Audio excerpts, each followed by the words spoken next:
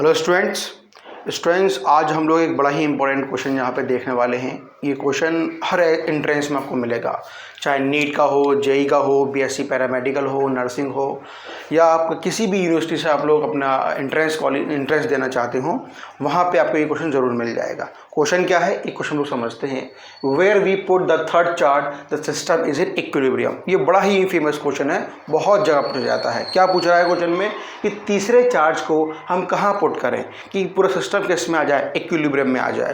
पहले हम लोग समझ लें कि इक्विलिब्रियम का मतलब क्या होता है। इक्विलिब्रियम का मतलब होता है कि ऐसी कंडीशन जहां पूरा सिस्टम किस कंडीशन में है, उस पूरे सिस्टम पे नेट फोर्स की वैल्यू कैसी है, जीरो है। एक यहाँ से मुझे इधर से खींचे, एक मुझे इधर से खींचे, मेरी बॉडी कहाँ जाएगी, जहां पर है वहीं पे होगी। क्या फोर्स नहीं लगा? फोर्स तो लगा, लेकिन दोनों तरफ से इक्वल अमाउंट में लगा और मेरी बॉडी जहां थी वहीं पे है। मीन्स बॉडी की भी अगर रेस्ट में है तो रेस्ट में ही रहेगी, मतलब नेट फोर्स बॉडी पे जीरो हो गया। ऐसी कंडीशन को हम लोग क्या बोलते हैं, इक्विलिब्रियम बोलते हैं। अब तीसरा चार्ज लेकर आना है मुझे। अब जरा बताओ, अब उस तीसरे चार्ज को हम कई जगह पे प्लेस कर सकते हैं। यहाँ पर भी प्लेस कर सकते हैं, यहाँ बीच में कहीं प्लेस कर सकते हैं, और यहाँ कहीं प्लेस कर सकते हैं। अलॉन्ग द लाइन कहीं भी हम लोग तीन जगह पे प्लेस इसको कर सकते हैं। अब हमें ये बताना है कहाँ पे प्लेस करें, जहाँ पे नेट फोर्स की वैल्यू जीरो हो जाए। ठीक है, अब एक बात याद रखना, जब भी हम टेस्ट चार्ज पुट करते हैं always take positive test charge. ठीक है, मान लो अब उस चार्ज को मैंने यहाँ पे रखा। पहले जैसे नियम बना लें, और पूरा क्वेश्चन हमें सॉल्व नहीं करना है, ये ध्यान रखना। कोई भी क्वेश्चन सॉल्व नहीं करना है हमें। सारे के सारे जो भी आप क्वेश्चन बनाएंगे, आज बनाए या आगे बनाए, कभी भी बनाए, बिना कैलकुलेशन के, बिना डिफरेंशिएशन के, बिना इंटीग्रेशन के, विदाउट कैलकुलेशन हम सारे काम करने हैं। और इन ट्रिक्स की बिहाफ पे हमें इनको पहले सॉल्व करना है। ट्रिक लगाना है जब भी मज़ा आएगा, जब हमें पहले इसका कॉन्सेप्ट मालूम पड़ जाए, बेसिक क्या है वो मालूम पड़ जाए। और पहले बेसिक समझ लेना। देखो, इस चार्ज को मैंने यहाँ पे रखा बड़े चार्ज के पास। ये 9Q है, ये सिंपल Q है, ये बड़ा है, ये छोटा चार्ज है। ठीक है, और दोनों चार्ज का नेचर कैसा है, बिल्कुल सेम है, बोथ आर पॉजिटिव चार्ज। जब मैंने इसको यहाँ पे रख दिया, 9Q कैसा है, पॉजिटिव, ये कैसा है, पॉजिटिव, ये पॉजिटिव, ये पॉजिटिव। जब ये वाला 9Q इस पर फोर्स लगाने जाएगा, धक्का ऐसे मार देगा, positive positive repel each other, धक्का ऐसे मार देगा। अब इसकी बारी है, ये कैसा पॉजिटिव, ये कैसा पॉजिटिव, ये भी उसी डायरेक्शन में धक्का मारेगा, बिकॉज ये भी इसको रिपेल करेगा। अब दो लोग मुझे ऐसा खींचे, क्या बॉडी में नेट फोर्स जीरो हो गया? नहीं। इसका मतलब क्या हुआ, जब दोनों चार्ज हो हमारे पास पॉजिटिव नेचर के होते हैं, हम साइड में नहीं रख सकते। आप यहाँ पे रखोगे, ये दोनों उस डायरेक्शन धक्का मार देंगे, मतलब फोर्स की वैल्यू फिर भी जीरो नहीं आने वाली।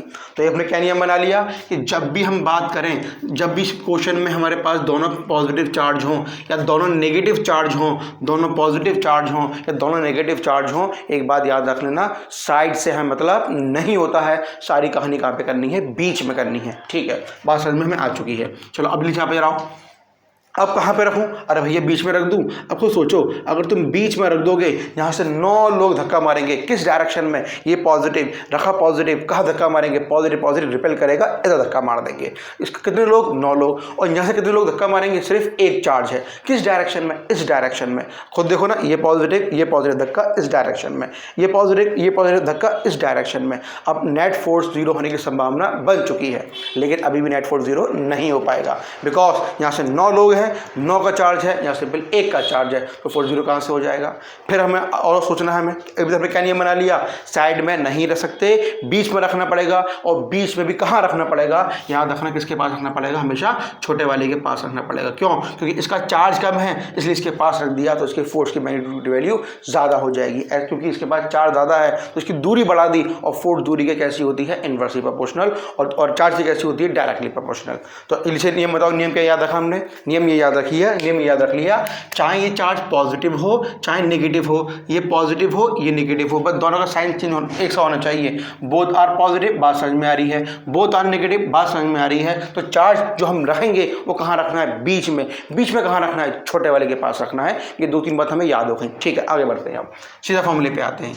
ये पूछ रहे हैं कहाँ पे रखें छोटे वाले चार्ज को, इस Q0 को छोटे वाले चार्ज से कितनी दूरी पर रखें? Q0 को जो जो हम रख रहे हैं उसको हम कितनी दूरी पर रखें, किससे, छोटे वाले चार्ज मीन्स Q से। ये Q छोटा है एज कम्पेयर टू 9Q से। अब दोनों में मैं क्या लेकर चल रहा हूँ, दोनों को पॉजिटिव लेकर चल रहा हूँ। तो हम कोई कैलकुलेशन नहीं करनी, सिंपल क्या याद रखना, x = d/√n+1, बस इसी पे काम करना, खाली बस इसी पे काम करना है, ठीक है। x दूरी कहाँ से, x याद रखना, x दूरी है कहाँ से, छोटे वाले चार्ज से। ये बात हमें याद रखनी है, छोटे वाले चार्ज से है, छोटे वाले चार्ज से, ठीक है। आ जाओ जरा बताओ d कितना, d दे रखा है। व्हाट अबाउट n, अब ये n क्या होता है, n याद रखना, n कुछ नहीं है, n बड़े वाले चार्ज का मैग्नीट्यूड है। कितना है बड़ा वाला चार्ज, 9 को यहाँ पर रख दूं और 9 को यहाँ पर रखा, बाहर निकाल रूट से कितना आएगा, 3 प्लस 1 कितना आंसर आ गया, 4, खत्म कहानी। बस ऐसे हमारा आंसर आ गया, कहाँ से, छोटे वाले चार्ज से। जरा बताना ये बड़े वाले चार्ज से इस क्यू की कितनी दूरी है, पूरी देखो ये दूरी कितनी बची हमारे पास, कितनी बची, ये दूरी बची हमारे पास सिंपली कितनी, d-x। अरे हाँ है ना, अरे d-x, ये x मान ली, ये पूरी d थी, ये कितनी बची, d-x। अगर क्वेश्चन में ऑप्शन तो मैं छोटे वाले से ना हो तो ऑप्शन फिर कहाँ से होगा, बड़े वाले से होगा। तो वहाँ से कैसे निकालना है, कितना दे रखा है, d-x। अरे कितना है x, d/4, सॉल्व कर लो, कितना आ गया, 3d/4। कहाँ से, बड़े वाले चार्ज से। तो हमें याद रखना है कहाँ पे प्लेस करना है और कैसे इसको सॉल्व करना है, बड़े चार्ज से, ठीक है ना। छोटे चार्ज से हो, बड़े चार्ज से हो। अच्छा दोबारा देखो, दोनों पॉजिटिव बीच में रखना है, दोनों नेगेटिव बीच में रखना है। कैसे, आंसर कैसे निकालना है, x = d/√n+1। n क्या है, वो बड़े वाले चार्ज का मैग्नीट्यूड, +1 का आंसर निकाल लेंगे, ठीक है। आगे सुनो, अब मैंने कहा कि मैंने इसको कर दिया 4Q, जल्दी से देखो 4Q कर दिया मैंने, कुछ मत करना, खाली इसमें एक कम कर दो। कैसे, अब देखो जरा, जब 4 है, जब 4 यहाँ पुट करो कितना बाहर निकलेगा, 2। अरे 4 यहाँ पुट करो, 2 बाहर निकला, 2 + 1 3 हो गया। कहने का मतलब क्या है, 4 हो, फिर 9 हो, फिर 16 हो, फिर 25 हो, नंबर तुम्हें वही मिलेंगे जिसका स्क्वायर बनना होगा। नहीं मिलेंगे कोई बात नहीं, हम वैसे ही क्वेश्चन को सॉल्व करेंगे।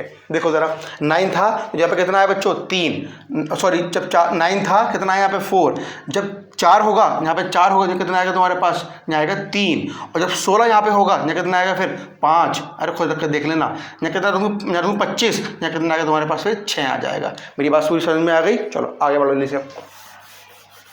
अब मैंने कहा ये एक नेगेटिव है और अब एक पॉजिटिव, अब कहाँ पे रखें, अब फंस गए हम, सही है। अभी कहानी क्या थी, बोथ आर पॉजिटिव और बोथ आर नेगेटिव। अब कहानी कैसे होगी, एक नेगेटिव एक पॉजिटिव, कहानी क्या था मैंने, जल्दी से देखो इसको भी।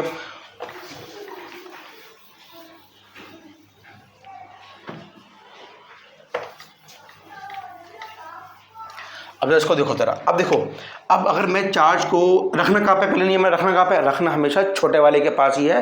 कैसा भी चार्ज हो, कैसी भी कंडीशन हो, रखना छोटे वाले के पास ही है। आ जाओ यहाँ पे रखूँ इसको। अब जरा देखो ये कैसा है, नेगेटिव, अपने पास बुला रहा होगा। देखो Q0 को यहाँ पे रखा, ये -4Q है, अपने पास खींच रहा होगा।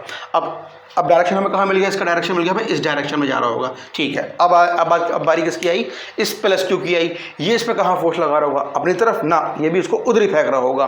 कहने का मतलब क्या हुआ, दोनों का फोर्स एक ही डायरेक्शन में लग गया। क्या नेट फोर्स 0, ना नेट फोर्स 0 नहीं है। तो कहने का मतलब ये हुआ, जब एक पॉजिटिव एक नेगेटिव, जब एक पॉजिटिव एक नेगेटिव, रखना कहाँ है, छोटे वाले के पास, लेकिन काम तो बन नहीं रहा, तो कहाँ रख दें, उधर रख दें। किधर रख दें, यहाँ पे इधर रख दो खाली, बस खत्म कहानी, पूरा क्वेश्चन सॉल्व से हो जाएगा। चलो आज यहाँ पे देखो, ये सब देखो। अब यहाँ से अभी दूरी कहाँ से लेनी है हमें, ये वाली कितनी होगी, ये वाली दूरी। अच्छा ये तो D थी, ये तो D थी।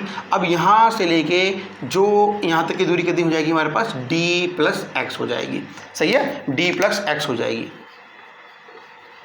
कहाँ से, ये इस Q0 से। चलो ठीक है, अब बात समझते हैं, हम लोग अपनी कहानी को आगे बढ़ाते हैं। अब जरा देखो, अब फॉर्मूले में क्या करें फॉर्मूले में, अब कुछ मत करो, जो अभी सीखा है उसी पे काम करो। क्या सीखा हमने, x = d/√n। अब क्या कर दो, खाली बस -1। जब दोनों चार्ज का नेचर एक सा हो, चाहे दोनों पॉजिटिव हो दोनों नेगेटिव हो, बीच में लेके चलना प्लस, और जब किसी भी चार्ज का नेचर चेंज हो जाए, एक पॉजिटिव एक नेगेटिव, और बीच में क्या लगा देना माइनस, सारा क्वेश्चन खत्म हो रही। और रखना कहाँ पे, सारी नापतोली छोटे वाले चार्ज से, अब देखो जरा इसको बताओ कितनी वैल्यू है हमारे पास यहाँ पे। अगर मान लो उसको ये 9Q था, चलो 9Q लेके चलते हैं, 9Q था तो 9 रखूँ यहाँ पे, तो x वैल्यू कितनी आ गई हमारे पास डी, ये निकलेगा 3 - 1 कितना आ गया 2, खत्म कहानी। सही है, डी 3 - 2। जो कहानी समझ में आ रही है अच्छे तरीके से, सही है। अब यहाँ पे मैं कितना रख दूँ, मान लो 25 रख दिया, 25 निकला 5 - 1 कितना आ गया हमारे पास 3 आंसर आ गया।